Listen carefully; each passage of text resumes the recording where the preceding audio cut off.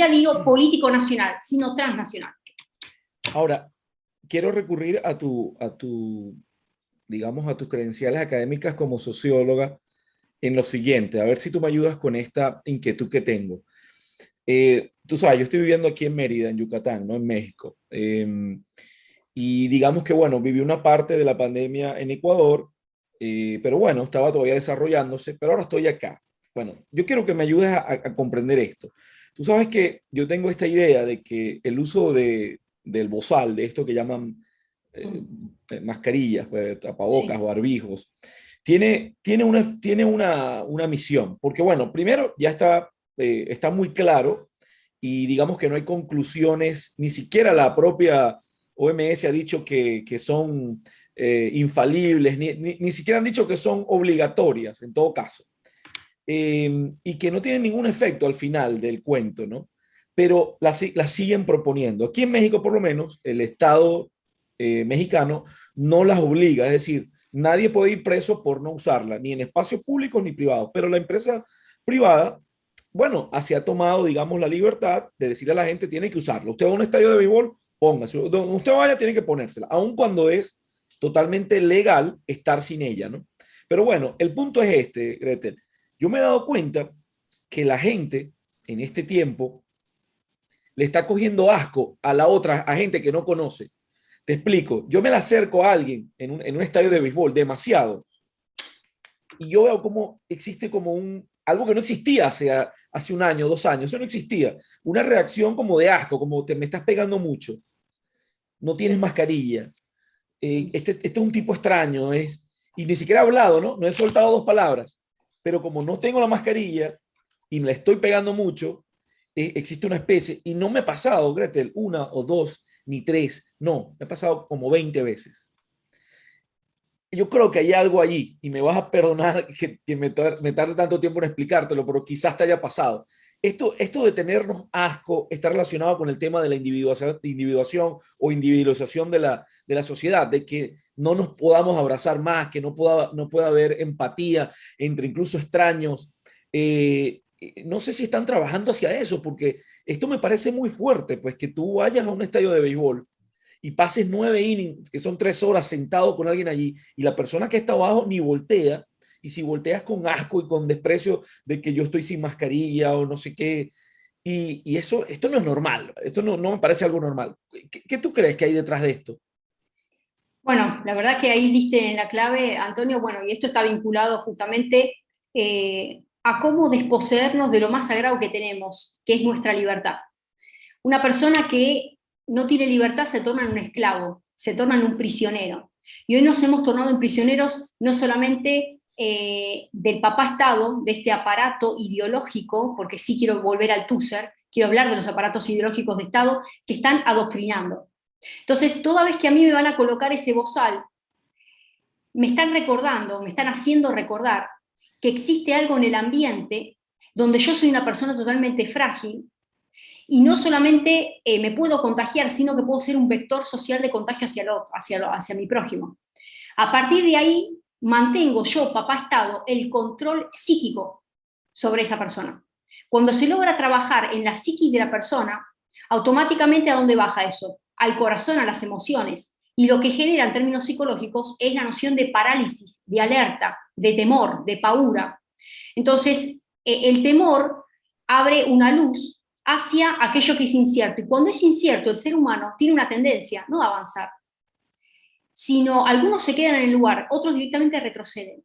Y hoy ya vemos una sociedad que literalmente retrocedió en la lucha por la conquista de sus libertades. Muchos de nosotros tenemos nuestras constituciones donde tenemos una generación patriota que ha luchado para llegar al nivel de independencia, ¿no? Porque hemos salido de lugares de grandes conquistas, ¿no? Hemos sido conquistados. Y yo siempre digo, las libertades no es que son un punto acabado, sino que se conquistan día a día. Y hoy vemos una sociedad totalmente flagelada, mancillada, en una situación expectante de oveja fiel, donde lejos de estar cuestionando, o al menos preguntándose si existe otro relato detrás del relato, o sea, cuál es el metarrelato, cuál es el metadiscurso, todo esto, simplemente obedecen fielmente. Entonces, han trabajado finamente sobre la libertad. Y ahí quiero volver el concepto de la Real Academia Española, dice que proviene del latín libertas, libertatis, facultad natural que tiene el hombre de obrar de una manera y de no obrar. Entonces ellos nos van a vender que estamos dentro de los márgenes de la libertad, pero en este caso sería una libertad de no obrar, vale decir, de no movilizarme de tal o cual manera, de obedecer tal o cual protocolo, de manera tal de que ese yo colectivo se torna en un imperativo categórico ya moral kantiano, que es una especie de entelequia por sobre mi yo individual. O sea, el yo colectivo pesa más que el yo individual. Entonces nos cuidamos entre todos, me quedo en casa, ¿sí? En este afán donde lo colectivo, o sea, salud pública, va por encima de mi derecho individual, mi derecho a la vida, mi derecho a elegir, a cuidarme, porque acá convengamos que lo más importante es fortalecer el sistema inmunológico. Convengamos justamente que cuando yo estoy utilizando un bozal, todo lo que es el dióxido de carbono, lo que, digamos, exhalan, digamos, si no estaríamos, habríamos nacido de otra manera, pero las fosas nasales justamente son para inhalar y exhalar, o sea, lo que sale de nuestros pulmones. Ahora, cuando yo estoy tapando las fosas nasales, y yo no soy médico, no estoy en un, digamos, en un lugar, en un quirófano operando, que debo claro. necesariamente... Estás hablando No soy de sentido común. de sentido común. Y esto que estoy diciendo no es porque yo me lo inventé, porque cuando empecé a analizar el tema leí las resoluciones justamente de la OMS, la Organización Mundial de la Salud, que expresaba que el uso de barbijos era exclusivamente para casos de operaciones, quirófanos o temas médicos específicos. Cuando sale todo esto, automáticamente pareciera que la resolución o entró en desuetudo o la hicieron desaparecer. Esa es la realidad. O sea, no puede ser que de un momento para otro cambie un paradigma, este giro holístico implica un giro copernicano de uso político. Entonces, la peste, en términos de Michel Foucault, es un mecanismo disciplinador, un mecanismo político, en torno al cual se torna justamente en un escenario sumamente feliz y virtuoso para un político gobernar en medio de la peste. O sea, es el mejor mecanismo que vos le podés dar a un político, ¿por qué? Porque aseguras el control total. Claro. O sea, la peste hoy se tornó, no solamente hablamos de Sudamérica, sino países de mayor desarrollo, uno lo escucha a Macron y no lo puede escuchar. No es sostenible Macron, no es sostenible Justin Trudeau, y estoy hablando de países con niveles de desarrollo, con niveles donde el PBI per cápita es impresionante, o sea, países que nada tiene que ver con los nuestros, que están aquí. Y pese a ello encontramos cómo ya esta bocanada de élite transnacional la vemos en Bergoglio, la vemos en Macron, la vemos en Sánchez, la vemos en Justin Trudeau, la vemos en Merkel, o sea, esto ya no tiene un trasfondo de países más o menos pudientes. ¿Soy creyente o no soy creyente? Esto atravesó y se infiltró en lugares religiosos, en lugares políticos, en lugares económicos, en farmacéuticas, en todo lo que es la industria justamente de medios de comunicación, mass media, redes sociales. O sea, hay una telaraña financiera, bancario, hay una telaraña de manera tal que es difícil escapar. Entonces todo está bajo este control. Sí. Volvemos al tema de la libertad. Otra de las definiciones. Estado o condición de quien no es esclavo. O sea, la libertad se define por un antónimo, no es esclavo, no es un prisionero. Y hay otro concepto que también quiero denominar, que está vinculado a la libertad condicional. Dice que es el beneficio de abandonar la prisión que puede concederse a un penado en el último periodo de su condena, ¿no? Y está sometido a posterior observancia de buena conducta. Existe una libertad condicional.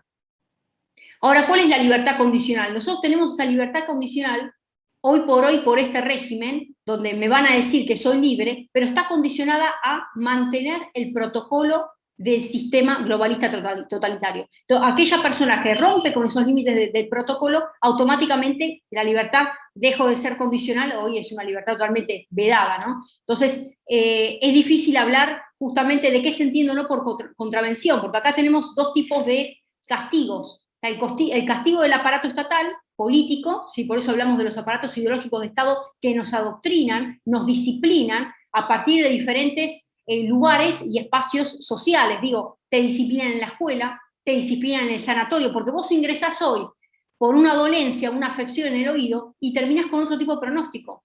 Y después, cuando llega el momento, el certificado de defunción, tenías otro tipo de situación delicada de salud, y por las dudas se tiene que colocar tal o cual cosa. ¿Por qué será que no hubo autopsias? ¿Por qué será cuando dijo Bolsonaro, bueno, ahora sí se les acabó la fiesta, empezaron las autopsias?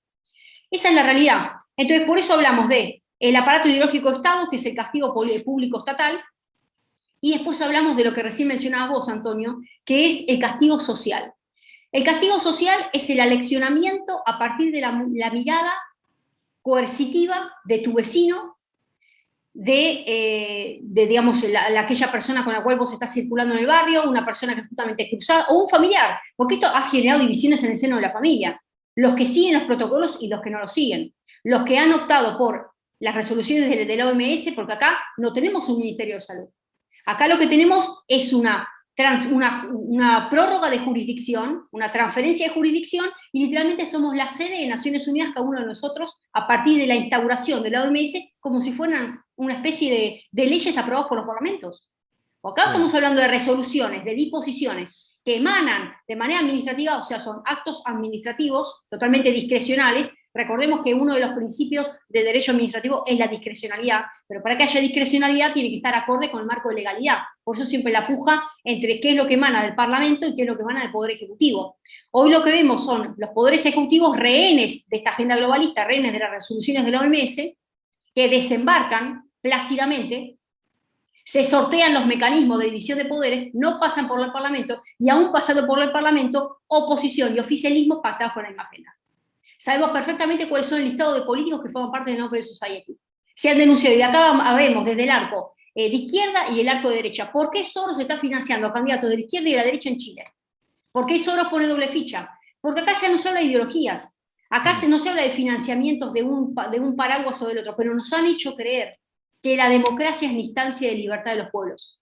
Nos han hecho creer que vamos a las urnas libres a votar, pero esa urna está condicionada, porque si el político que se presenta pactó previamente, nosotros simplemente convalidamos el títere de turno.